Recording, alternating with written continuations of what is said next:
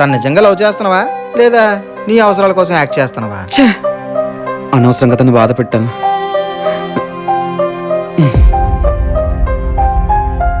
Hello.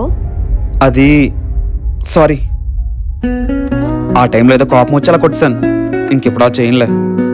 Love you. Love you too. ఒరే, మీ friend సాయిగాడి ఇంట్లో దొంగతనం జరిగిందంట్రా.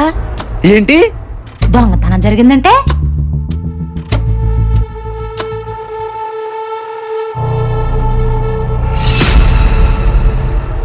అసలు ఎలా జరిగిందిరా?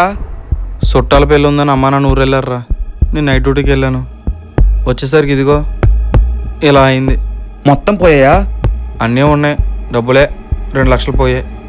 ఆడెవడో ఆడి ఖర్చుల కోసం ఈ పని చేస్తున్నట్టు ఉన్నారా.